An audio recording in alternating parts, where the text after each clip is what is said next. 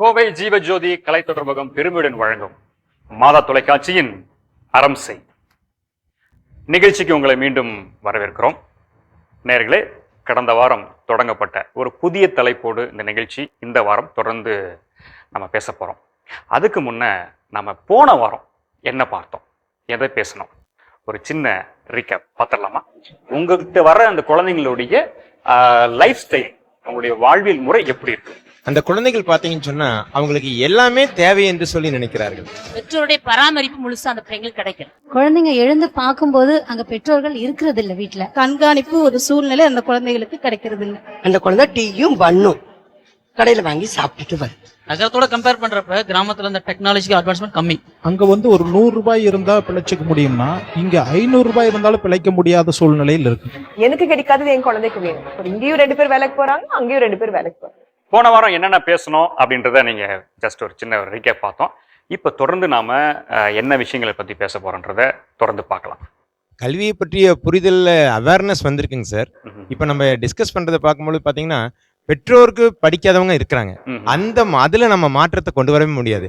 ஏறக்குறைய 20 ஆண்டுகளுக்கு முன்னாலேயே நம்ம அரசு இதை குறித்து ரிசர்ச் பண்ணி தான் டெக்னிக்ஸை மாத்திர சொல்றாங்க. இனி பெற்றோர்களுக்கு நீங்க புரிய வச்சு பெருசா அவங்கள இது பண்ண முடியாது. வருகிற மாணவனுக்கு சின்னதுல இருந்தே கல்வியை புரியும்படி சொல்லித்தாங்க, அதோட இம்பார்ட்டன்ஸை சொல்லித்தாங்க. அப்ப அவன் பெற்றோரிடத்துல போய் சொல்லுவான், அப்பா நான் படிக்கணும், அம்மா நான் படிக்கணும்னு சொல்லி அவங்களை பள்ளிக்கு அழைத்து வரும் பொழுது நமக்கு ஒரு வாய்ப்பு அவங்களோட கூட நேரடியா பேசக்கூடிய வாய்ப்பு கிடைக்குது. அப்ப அவங்ககிட்ட நம்ம அதோட இம்பார்ட்டன்ஸை சொல்லலாம். என்னிடத்துல படித்த மாணவர்கள் தமிழ் மீடியத்துல படித்திருந்தாலும் கூட பாத்தீங்கன்னு சொன்னா இன்னைக்கு எம்ஃபார்ம் முடிச்சுட்டு பயாலஜிக்கல் ரிசர்ச்ல இருக்கக்கூடிய குழந்தைகள் கூட இருக்கிறாங்க. காரணம் என்னன்னு கேட்டா அவங்க கிட்ட நம்ம போடுற விதை தான். அதனாலதான் கவர்மெண்ட் நம்ம மேல இன்சிஸ்ட் பண்றாங்க. பெற்றோர்களை படிக்க வைக்கிறதுக்கு நம்ம இனி எதுவும் செய்ய முடியாது. அதுக்கு பழைய காலத்தில் ஏதோ டெக்னிக்ஸ் எல்லாம் பண்ணாங்க, இரவு நேரத்தில் சொல்லி கொடுத்தாங்க. அதெல்லாம் அது எப்படி நமக்கு தெரியல. ஆனாலும் நம்ம கிட்ட கிடைக்கக்கூடிய மாணவனுக்கு இந்த கல்வியை முழுமையாக புரிய வைக்கிறதுக்காக அதனால தான் கவர்மெண்ட் பல ஸ்கீம்ஸை கொண்டு வந்திருக்காங்க. அதில் தான் நான் ஒன்று சொன்னது NCF 2005 சொல்லி. சிம்பிளாக சொல்லணும் அப்படின்னா y = mx + c ஒரு மேத்தமெட்டிக்கல் ஈக்குவேஷன் இருக்கும் கிராஃபில். நம்முடைய கண்ட்ரியில் பார்த்தீங்கன்னா நம்ம எக்ஸுக்கு வேல்யூ கொடுத்து போட்டு தருவோம். ஆனால் சிங்கப்பூர் மாதிரி நாடுகளில் பார்த்தீங்கன்னா ஒரு ஜாரில் தண்ணி ஊற்றி y = mx + c பற்றி சொல்கிறாங்க. எங்களுக்கு கிளாஸ் எடுத்த ஒரு ஆசிரியர் எங்களுக்கு யாருன்னு கேட்டால் IITயில் கோல்டு மெடல் வாங்கினவர். ஒரு மாநில அளவில் ஒரு மீட்டிங் போயிருந்தோம். பார்த்தீங்கன்னா ஆசிரியர்கள் 60 பேருக்கு கிளாஸ் எடுக்கிறதுக்காக அந்த ரிட்டையர்டான கோல்டு மெடலிஸ்ட் ஏறக்குறைய 15 நாள் ப்ரிப்பரேஷனோட வராரு. இங்கே கணிதத்தில் ஒன்று சொல்லுவாங்க, பித்தகரஸ் தியரம் அப்படின்னு சொல்லி சொல்லுவாங்க. அதை 600க்கும் மேற்பட்ட மெத்தடில் ப்ரூவ் பண்ண முடியும். அவர் எங்களுக்கு புரிய வைக்கிறதுக்காக கையில் விசிறியை கொண்டு வராரு. அப்போ ஒரு ஆசிரியர் கையில் இருக்கக்கூடிய அந்த வெப்பன் என்னன்னு சொல்லி சொன்னால் அந்த டெலிவரி டெக்னிக்ஸ், அந்த கல்வியை அவனுக்கு புரியும்படி நம்ம எடுக்கும் பொழுது நிச்சயமா நம்ம சமுதாயத்தில் ஒரு மாற்றத்தை கொண்டு வர முடியும். அவனுக்குள்ள ஒரு அவேர்னஸ் வரும். அந்த அவேர்னஸின் தாக்கம் வீட்டில் போய் சொல்லுவான், எங்க சார் இதெல்லாம் சொன்னாங்க, இப்படியெல்லாம் காலேஜஸ் இருக்கு, இந்த மாதிரிலாம் கோர்சஸ் இருக்கு டாடி, எப்படியாவது எங்க சாரை ஒரு தடவை சந்திங்கன்னு சொல்லி. கல்வியை மறுக்கிற பெற்றோருக்கு என் மாணவனிடத்தில் நான் சொல்லி வைக்கிற ஒரே ஒரு காரியம் என்ன தெரியுங்களா, ஒரு தடவை என்னை பார்க்க சொல்லு, ஒரு 10 நிமிஷம் என்னிடத்துல பேசுறதுக்கு சந்தர்ப்பம் கொடுன்னு சொல்லி. அப்படி இல்லைன்னு சொன்னால் நாங்கள் நேராக வீட்டுக்கே போயிடுறோம். வீட்டுக்கு போய் அவனுக்கு பேரண்ட்ஸ்க்கு நாங்கள் புரிய வைக்கிறோம் கல்வியோட இதையை. அதை முதல்ல மாணவனுக்கு புரிய வைக்கிற அந்த தளம் தான் இந்த பள்ளிக்கூடம்னு சொல்லி சொல்றது. அதில் நம்ம உண்மையாக இருக்கும் பொழுது பார்த்தீங்கன்னு சொன்னால் இந்த டெக்னிக்ஸை நம்ம யூஸ் பண்ணும் பொழுது நிச்சயமாக சமுதாயத்தில் நம்மளால மாற்றத்தை கொண்டு வர முடியும். அதாவது இப்போ நான் வைத்த இந்த முதல் கேள்வி எதுக்காக அப்படின்னு சொல்லி சொல்கிறேன். ஏன்னா இப்போ டாக்டர் அதை சொல்லுவாங்க, விளக்கம் அவங்கள்ட்ட இருந்து வரும். ஏன் அப்படின்னா ஒரு குழந்தையினுடைய முதல் ஆளுமை வளர்ச்சி, அதனுடைய குழந்தையா பிறந்து நடைபயின்று முதல்ல கரம் பிடித்து ஒரு பள்ளிக்கூடம் போகிறதுக்கு சூழ்நிலை மிக மிக முக்கியம். அந்த சூழ்நிலையை மிக முக்கியமாக ஆக்குவதற்கு மிக மிக முக்கியமானது அந்த பெற்றோருடைய புரிதல். இது ரெண்டும் இருக்கணும், இருந்தால் தான் வரும் அப்படின்றதான். அதுக்காக தான் உங்கள்கிட்ட இந்த கேள்வி. இப்போ டாக்டர் நீங்கள் சொல்லுங்கள். ஸோ இப்போ இது வரைக்கும் கேட்டதில்ல இந்த இந்த என்விரான்மெண்ட், அது பேரண்ட்ஸினுடைய அந்த எஜுகேஷனல் பற்றிய அந்த அவேர்னஸ், இது ரெண்டும் எந்த அளவுக்கு முக்கியமாக இருக்குது முதல் நிலையில் இருக்கிற அந்த குழந்தையோட வளர்ப்பில்?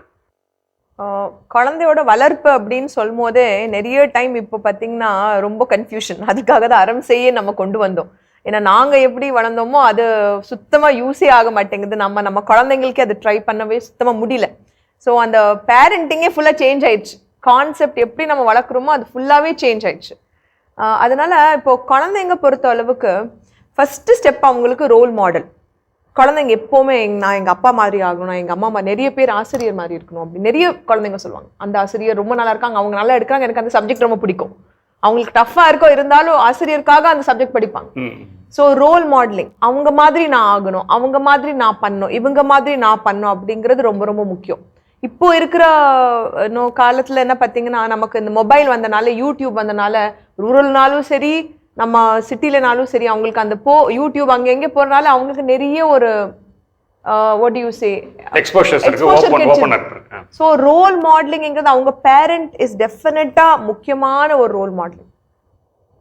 ஒன்று அவங்க அதெல்லாம் ஒன்றும் இல்லை, நாளைக்கு எக்ஸாமா பரவாயில்ல நீ வந்து எனக்கு முதல்ல இங்கே வந்து ஹெல்ப் பண்ணு, இது முதல்ல பண்ணி கொடு, அதுக்கப்புறம் இது பண்ணு.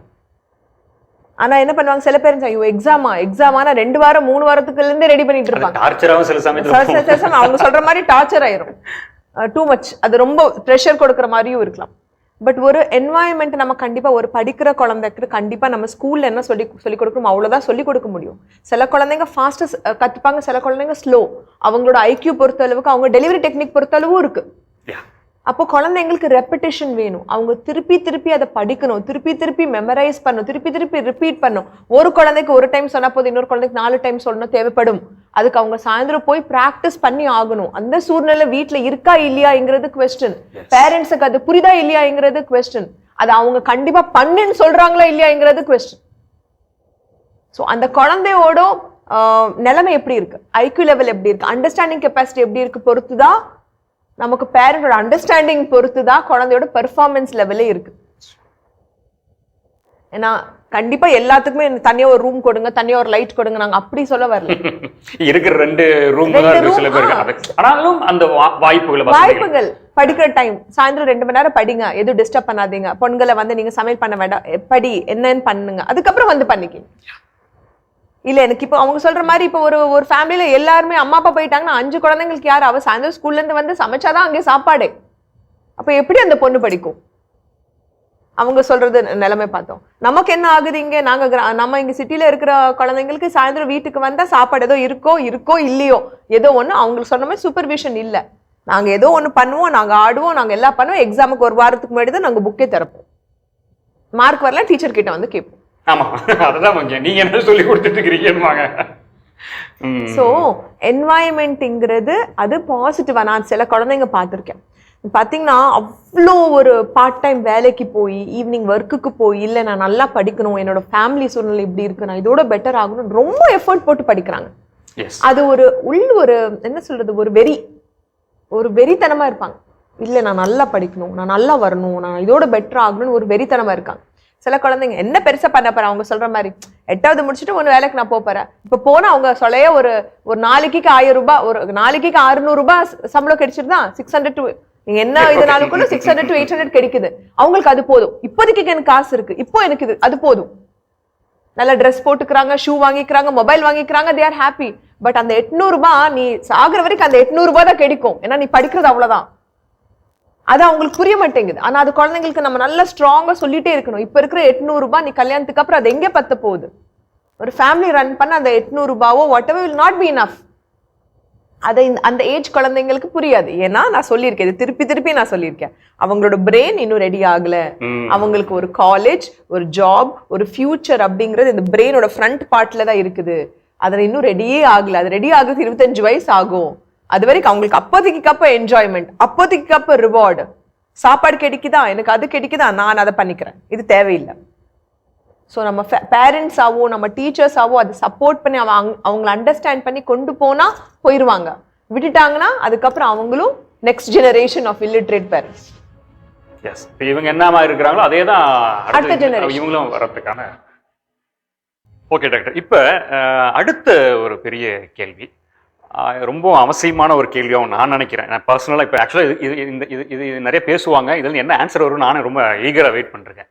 இன்டெலிஜென்ஸ் லெவல், நுண்ணறிவு திறன், நகர்ப்புற குழந்தைகளுக்கும் கிராமத்தில் இருக்கிற குழந்தைகளுக்கும் இந்த நுண்ணறிவு எந்த அளவிற்கு வித்தியாசப்படுகிறது, என்ன காரணம்?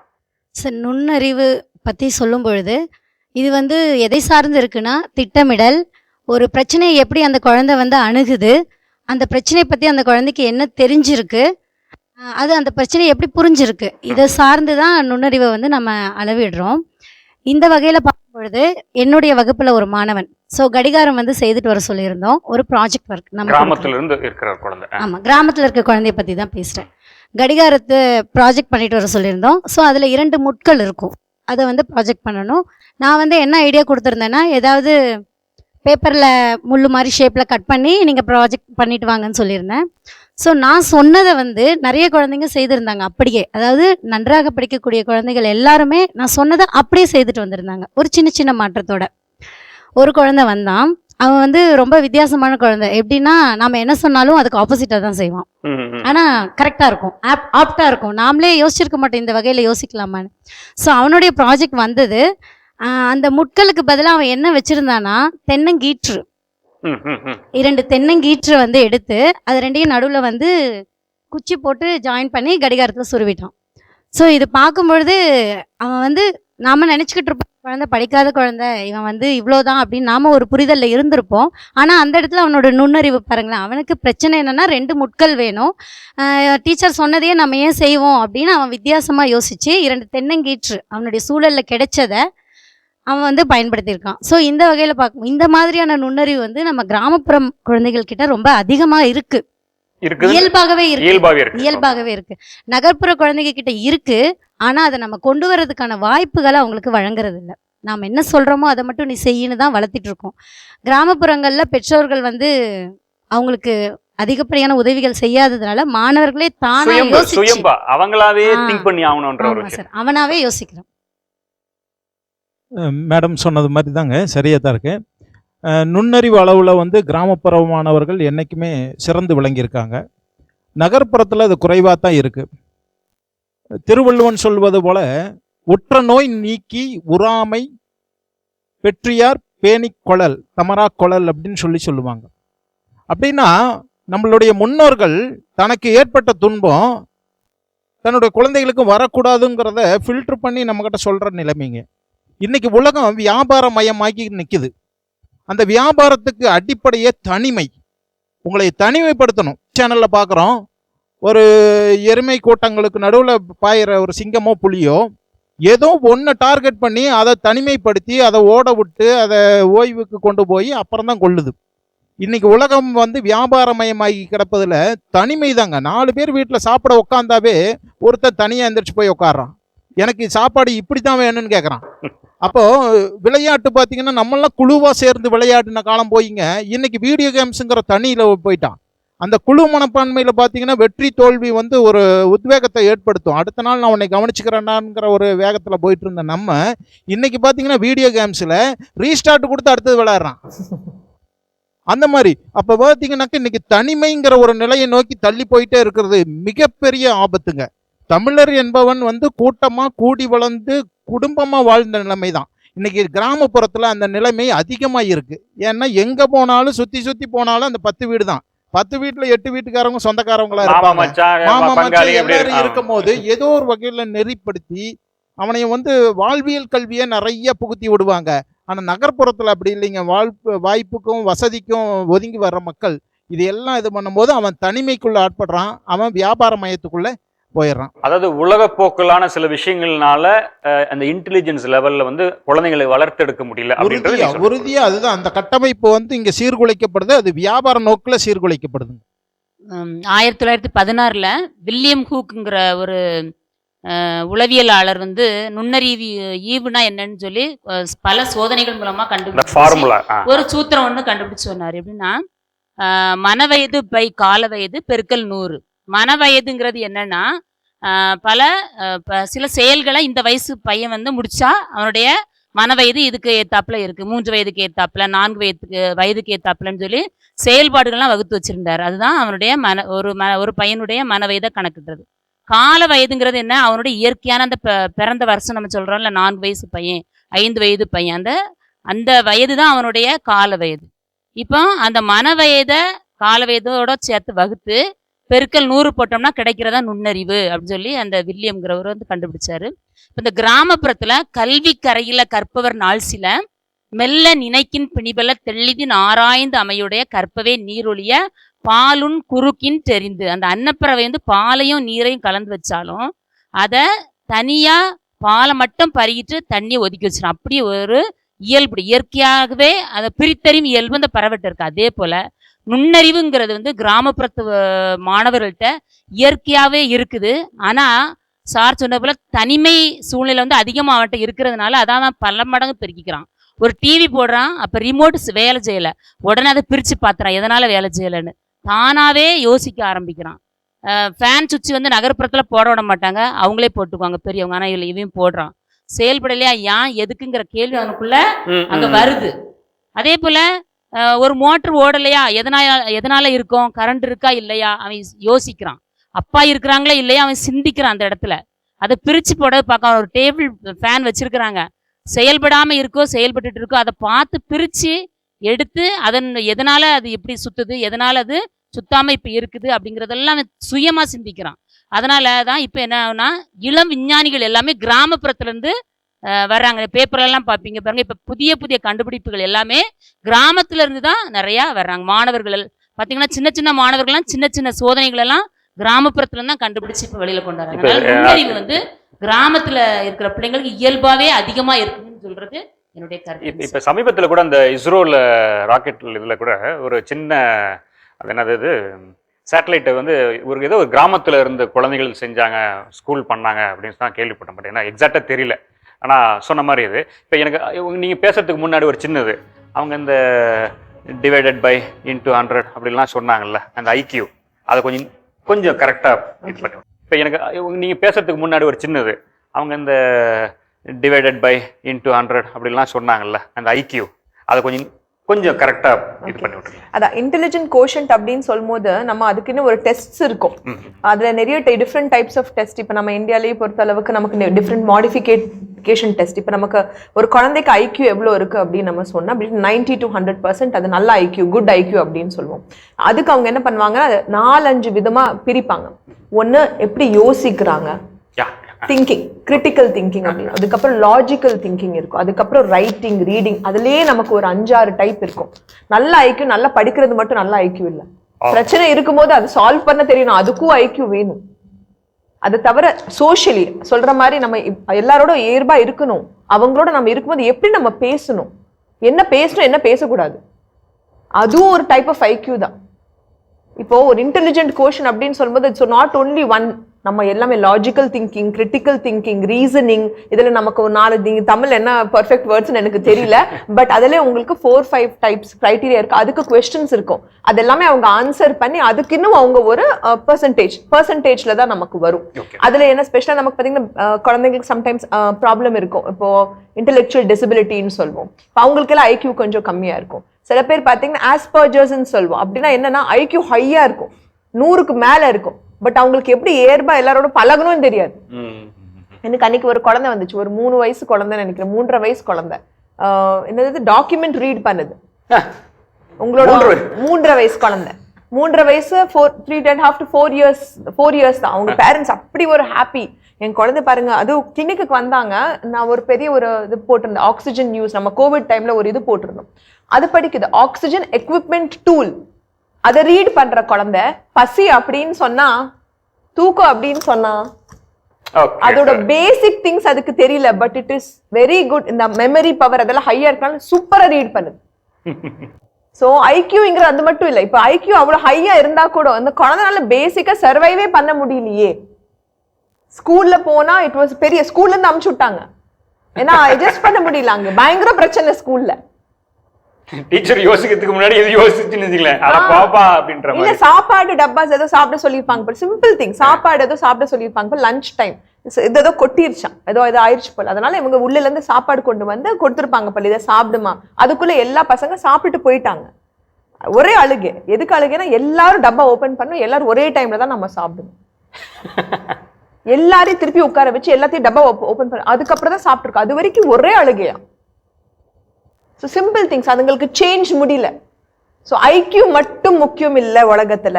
நீங்க 100-200 கூட ஐக்யூ வச்சிருக்கலாம், ஆனா இயல்பா எல்லாரோட பழகணும், உங்களோட ஃபீலிங்ஸ் அவங்களால சொல்ல முடியணும். சோஷியல் இமோஷனல்னு சொல்லுவோம், அது ரொம்ப ரொம்ப முக்கியம். இப்போ எல்லாருக்குமே பிசிக்கல் வெயிட் நல்லா இருக்கா, ஹைட் நல்லா இருக்கா, குழந்தை நல்லா படிக்குதா, புரிதல் காக்னிஷன் சொல்லுவோம், புரிதல் எவ்வளோ இருக்குது, அதோடு ஸ்டாப் பண்ணிடுறாங்க. அதுக்கப்புறம் எப்படி இருக்கு அது முக்கியம் இல்லை. சார் ஐக்கியூ பற்றி சொல்லும் பொழுது நிறைய டீச்சர்ஸ் என்ன சொல்கிறாங்கன்னா அர்பன் குழந்தைகள் கொஞ்சம் கம்மியாகவும் ரூரல் குழந்தைகள் நல்லா இருக்காவும் சொல்கிறாங்க. ஒரு சில எக்ஸாம்பிள்ஸை மாத்திரமே நம்ம எடுத்துக்க முடியாதுங்க சார். ஏன்னு கேட்டால் உலக பிரசித்தி பெற்ற ஜம்மு யூனிவர்சிட்டி சமீபத்தில் ஒரு ஆய்வு எடுத்திருந்தாங்க. 880 குழந்தைகள் ஆய்வு எடுத்திருந்தாங்க. 22 மாவட்டங்கள்லேருந்து எடுத்து அவங்களுடைய ஆய்வுகளின் முடிவுகள் ரொம்ப ஆச்சரியமாக இருந்தது. அர்பன் குழந்தைகள் சற்று நல்லா இருக்காங்க ஐக்கியூவில், ரூரல் குழந்தைகள் கம்மியாக இருக்காங்க அப்படின்னு சொல்லி போட்டிருந்தாங்க. அதுக்கு காரணம் என்ன அப்படின்னு சொல்லி சொல்லும்போது அவங்க சொல்கிறாங்க ஜெனட்டிக்காக வரக்கூடிய ஐக்கியூ வந்து 65% அந்த குழந்தைய பாதிக்கும்னு சொல்கிறாங்க. 65% வரைக்கும் தாய் தந்தை இடத்துலேருந்து வரக்கூடிய அந்த இன்டெலிஜென்ஸ் டிரான்ஸ்ஃபர் வந்து பார்த்தீங்கன்னா குழந்தைக்கு இருக்குன்னு சொல்லி சொல்கிறாங்க. ரெண்டாவது காரியம் வந்து பார்த்தீங்கன்னா மேம் ஏற்கனவே சொன்ன மாதிரி 4 காரியங்கள் அவனை பாதிக்குது. என்னென்னா, 1 அட்டென்ஷன், 2வது வந்து பார்த்தீங்கன்னா விஷுவல், 3வது வேர்பல், 4வது லாஜிக்கல். இந்த 4 காரியத்தையும் வந்து பார்த்தீங்கன்னா அவன் மேற்கொண்டு வரக்கூடிய ஆப்பர்ச்சுனிட்டிஸ் வந்து வில்லேஜஸில் நமக்கு ரொம்ப கம்மியாக இருக்குது சார். அவன் வந்து பார்த்தீங்கன்னா நீங்கள் மேம் சொன்னாங்க இந்த மாதிரி தனியாக இருக்கும் போது ரிமோட் இது பண்ணுறான்னு சொல்லி நல்ல விஷயங்கள், வரவேற்கத்தக்க காரியங்கள் தான். ஆனால் அர்பனில் நமக்கு ஒரு அட்வான்டேஜ் இருக்குன்னா, ஒரு குழந்தை வீட்டிலேருந்து வெளியே வந்து அவன் ஸ்கூலுக்கு ரீச் ஆகும் போது அவன் சந்திக்கின்ற மனிதர்கள் ஏராளம், அவன் சந்திக்கின்ற சிச்சுவேஷன்ஸ் ஏராளம். கிராமப்புறத்தில் அந்த காரியங்கள் அவங்களுக்கு கம்மியாக இருக்குது. அதனால் வந்து பார்த்தீங்கன்னா இந்த 4 ஃபேக்டர்ஸ் அவங்களுக்கு கம்மியாக இருக்குது அப்படிங்கிறது என்னுடைய தாழ்மையான கருத்துங்க சார். இந்த ரிசர்ச்சுமே அதை தான் சொல்லுது. அர்பனில் கொஞ்சம் பெட்டராக இருக்காங்கன்னு தான் சொல்கிறாங்க. அதாவது பெஸ்ட்னு சொல்ல ஜெனடிக். ஆமா சார், 65% வந்து ஜெனடிக் ஃபேக்டர்ஸ், மிச்ச 4 ஃபேக்டர்ஸ் வந்து இந்த ஃபேக்டர்ஸ் நான் சொன்ன மாதிரி அப்படின்னு சொல்லி சொல்றேன். அது இதுல ஒரு பாயிண்ட் என்ன நான் சொல்ல வரேன்னா, எக்ஸ்போஷர் அப்படின்னு நம்ம சொல்றோம் போது அர்பன்ல அதிகமா இருந்தாலும் ரெசிலியன்ஸ் அப்படின்னு நம்ம சொல்லுவோம். பிரச்சனையில இருந்து ஜம்ப் பண்ணி நம்ம சர்வை பண்றது டெஃபினட்டா ஃப்ரம் ரூரல் தான். ரூரல் ஒரு ப்ராப்ளம் வருது அப்படின்னு சொன்னா நம்ம அதுலயே உட்கார்ந்து குழந்தை அழுது அதுலயே உட்கார்ந்து முடியாதுன்னு சொல்லி எழும்பி போறது அதிகம் நமக்கு அர்பன் தான். பட் நம்ம ரூரல் குழந்தைங்க செமையா சூப்பரா வெளியே வந்து புதுசா தான் கண்டுபிடிச்சு சர்வை பண்றாங்க, உடனே வந்துருவாங்க சார். ரொம்ப கரெக்ட். என்ன எப்படி சொல்றது, ஆப்ட் ஒரு எக்ஸாம்பிள். கிராமத்துல ஒரு குழந்தை கீழே விழுந்துருச்சுன்னா அதுவே எந்திரிச்சு போயிடும். ஆனா நகரத்துல இருக்கிற ஒரு குழந்தை விழுந்துச்சுன்னா விழுந்து அப்படியே பார்க்கும் யாராவது லிஃப்ட் பண்றாங்களா ஒரு ஸ்டார்ட் பண்ணி யாரும் வரலன்னா அதுக்கப்புறம் தான் ஒரு ஒரு ஒரு அது தானாகவே அப்படின்ற ஒரு விஷயம். டிசிஷன் மேக்கிங் காரணம் வந்து பேரண்ட்ஸுங்க சார். இங்க அர்பன்ல வந்து பாத்தீங்கன்னா எல்லா டிசிஷன்ஸுமே பேரண்ட்ஸ் ஆர் டேக்கிங். அர்பன்ல அந்த எல்லா குழந்தைகளுடைய முடிவுகளுக்கு நம்ம விடுறதே கிடையாது. சைக்கிள்ல போறதா நடந்து போறதான்னா டாடி தான் சொல்லுவாரு, you go in cycle today அப்படிம்பார். ஏன்னா வாரத்துல ஒரு நாள் தான் அந்த பையனுக்கு சைக்கிள் அலௌட், மிச்சம் 4 நாள் has to go in school bus.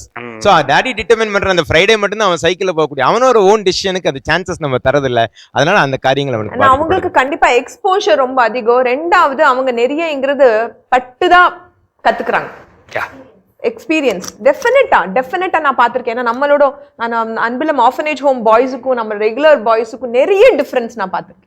என்ன ப்ராப்ளம் வந்தாலும் டப்பால நிலம்பி வந்து நின்றுருவாங்களே தவிர நம்ம பசங்களை நம்ம இங்க இருக்கிற ஒன்னு இல்லடான்னு சொன்னாலும் அவங்க எழும்பி வர்றது ரொம்ப கஷ்டம். சொல்லுங்க. இப்போ சார் சொன்ன மாதிரி கிராமத்துல அந்த இயல்பா இருக்கிற நுண்ணறிவு, நம்ம நுண்ணறிவுன்றதை பத்தி பேசுறப்ப நுண்ணறிவுன்றது என்ன, அவன் பார்க்கறதுல கேட்கறதுல அனுபவிக்கிறதுல தான் பில்டப் ஆகும். அது சூழ்நிலைக்கு எப்படி பண்றான்னு சொல்ல வரேன். இப்போ கிராமத்துல பாத்தீங்கன்னா மல்டி டைமென்ஷனலா இருப்பாங்க. ஒரு பையன் இருக்கான்னா அவனுக்கு ஸ்விம்மிங் தெரியும், டிராக்டர் ஓட்டுவான், வயல்ல வேலை செய்வான், மரம் ஏறுவான். ஏன்னா அவனுக்கு அதுதான் அங்கதான் இருக்கு. எல்லாத்தோடையும் போவான், மிங்கிள் ஆகுவான், செய்வான். வேற நீங்க நகரத்துல பாத்தீங்கன்னா ஒரு லிமிட்டட் ரிசோர்சஸ். அதுதான் சொல்றேன். அதுக்கு ஒரு கிளாஸ் இருக்கும், அதுக்கு ஒரு அவங்க எக்ஸ்ட்ரா செலவு பண்ணா அதுக்கு டிராப் பண்ணி பிக் பண்ணி ஒரு 4 பேர் வேணும். ஈவன் டவுன்ல கூட ஸ்விம்மிங் கிளாஸ் போறாங்க. பட் அந்த ஸ்விம்மிங் கிளாஸ் போறது வரைக்கும் தான், அதுல ஸ்கில்லா வருமானம் வராது. அந்த ஸ்விம்மிங் பூல்ல இருக்கிற ஆழம் வரைக்கும் தான் அவங்களுக்கு பிராக்டிஸ். ஆனா கிணத்துல கத்துக்கிட்டவனுடைய இது வந்து வேற விதமா இருக்கு. சூப்பர். அங்க வந்து எதுனாலும் ஆம்புலன்ஸ் ஃபோன் பண்ணுவாங்க. நகரத்துலன்னும் போது ஒருத்தங்க கீழே தண்ணியில விழுந்துட்டாங்க அப்படின்னா அவன் ஸ்விம்மிங்ல ஃபர்ஸ்டா இருப்பான், கிளாஸ் விட்டுருப்பாங்க, நல்லா அதுல எல்லாம் நல்லா வருவான். ஆனா அந்த டைம்ல என்ன பண்ணணும்னு சொல்லிட்டு பிராக்டிக்கல் லைஃப்ல அவன் அப்ளை பண்ண மாட்டான். இதே வந்து கிராமத்துல இருக்க குழந்தை ஒன்னு தவறி விழுந்துருச்சுன்னா அது சின்ன குழந்தையா இருந்தாலும் அது ட்ரை பண்ணும். ஐயோ தம்பி விழுந்துட்டான், ஐயோ அவங்க விழுந்துட்டாங்க, ஏதோ ஒண்ணு போடலாமா, அதை மிதக்கிற பொருளை போடுவோமான்னு சொல்லி அந்த டைம்ல அப்ளை பண்ணுவாங்க. Critical thinking, logical critical thinking. ஏன்னா அவங்களுக்கு அந்த எக்ஸ்போஷர் இருக்குது. இப்ப அவங்க போறாங்க வராங்க, அந்த மாதிரி பிரச்சனைங்க நடக்குது, ஏதா இட்ஸ் ஹேப்பனிங் அப்படிங்கும்போது அவங்க அதை டக்குன்னு அப்ப யோசிப்பாங்க. பட் நமக்கு என்ன ஆகுதுன்னா நம்ம ஒரு மெக்கானிக்கல் லைஃப், நமக்கு சிஏ இல்லையே இங்கே யோசிக்கிறதுக்கு, சி இருந்தாதானே நம்ம அதை பத்தி யோசிப்போம். அந்த மாதிரி அவங்க கத்து வச்சிருப்பாங்க, அதுல எல்லாம் ஃபர்ஸ்ட் பிளேஸ்ல எல்லாம் மெடல் அவார்ட் எல்லாம் ஷீல்ட் எல்லாம் வாங்கி வச்சிருப்பாங்க, எல்லாம் இருக்கும். ஏன்னா நமக்கு அது 12 ஃபீட் தான், ஆனா நமக்கு சி அப்படி இல்லையே. அன்பு நேயர்களே, இந்த தலைப்பை இதோட முடிய போறதில்ல, தொடர்ந்து நம்ம பேச போறோம். இன்னும் நிறைய விஷயங்கள் இருக்கு பேசுவதற்கு. தொடர்ந்து இந்த நிகழ்ச்சியை நீங்க பாருங்க. அடுத்த வாரம் நாங்கள் மீண்டும் உங்களை சந்திக்கிறோம். இது ஜீவஜோதி கலைத்தொடரகம் பெருமையுடன் வழங்கும் மாதா தொலைக்காட்சியின் அறம் செய். மீண்டும் அடுத்த வாரம் உங்களை சந்திக்கின்றோம். நன்றி, வணக்கம்.